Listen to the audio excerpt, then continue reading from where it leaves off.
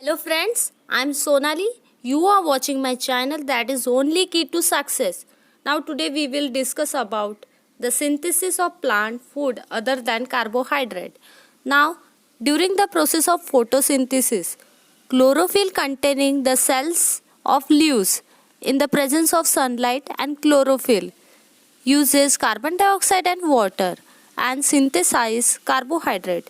The starch is also carbohydrate.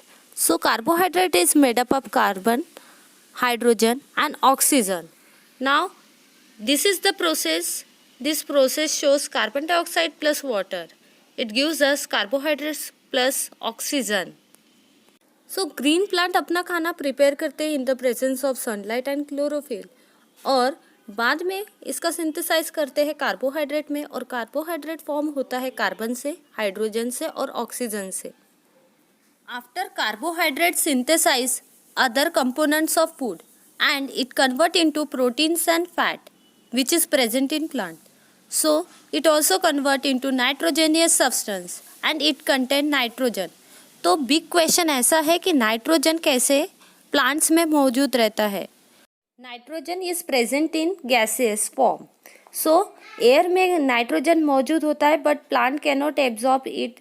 Plant उसे air से absorb नहीं कर सकते बट कभी कभी बारिश होने की वजह से जो भी बारिश का पानी होता है वो सॉइल में मिक्स होता है तो सॉइल उसे एब्जॉर्ब करती है और some type of bacterias present in the soil they also absorb और इन बैक्टीरियाज की वजह से सॉइल में वो पूरी तरह से नाइट्रोजन फुलफिल हो जाता है और नाइट्रोजनियस सब्सटेंस रूट्स के थ्रू एब्जॉर्ब किए जाते हैं. रूट्स उसे सप्लाई करता है प्लांट तक और प्लांट्स के लिए बाद में वो सिंथेसाइज करता है प्रोटीन और विटामिन्स को. Learning about other mode of nutrition in plant.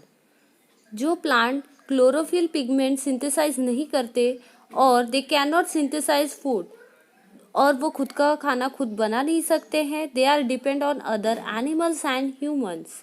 So such plant are known as heterotrophic mode of nutrients. Now ये जो डायग्राम आप देख रहे हैं ये कस्कुटा प्लांट की है जिसे अम्ब्रवेल कहा जाता है. ये टोटली दूसरे पे डिपेंड करता है. ये रेडीमेड प्लांट्स पे ग्रो करता है, क्लाइंब करता है. वो जिस भी प्लांट पे क्लाइंब करता है उसे होस्ट प्लांट कहेंगे और ये उनसे न्यूट्रिएंट्स पाते रहता है, एब्जॉर्ब करते रहता है. Cuscuta is called parasitic plant और इसे पैरासाइट भी कहा गया है. Now we are learning here insectivorous plant. First diagram आपकी वीनस फ्लाई ट्रैप की है, दूसरी है पीचर प्लांट की. Insectivorous plant means insect eating plant. First diagram में आपको दिख रहा है इंसेक्ट दोनों भी टीथ के बीच में फंसा है.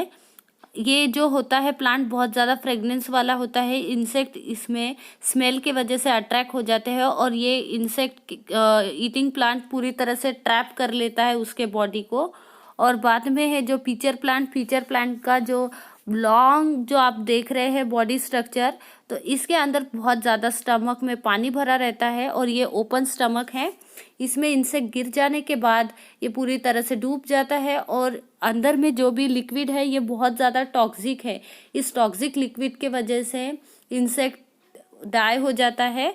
देन ये धीरे धीरे उसे एब्जॉर्ब कर लेगा. ये दोनों भी बहुत ज़्यादा डेंजरस है insect eating. Saprophytic mode of nutrition.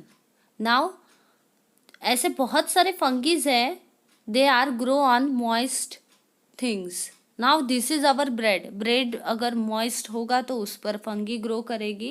Now many fungi derive nutrition from dead and decay matter. They are saprophytes.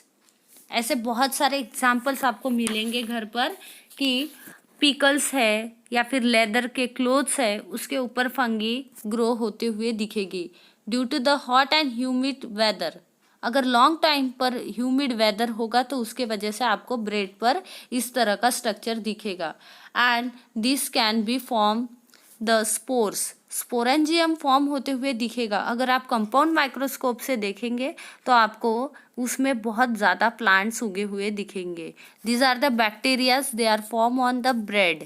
Mushrooms are the good example of saprophytic mode of nutrition.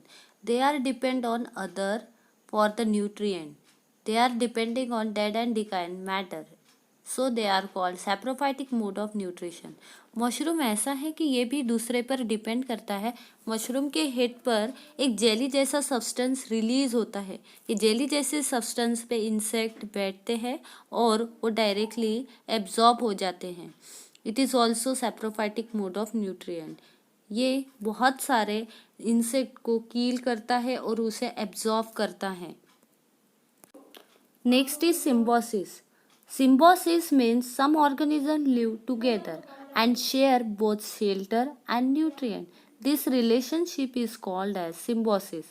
Symbiosis में दो तरह के organism साथ में रहेंगे और nutrient को absorb करेंगे और एक दूसरे को प्रोवाइड करेंगे, जैसे अलगी and fungi.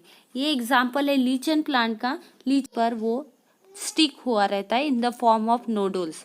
They are attached to the root of soybean and लेगुम्स।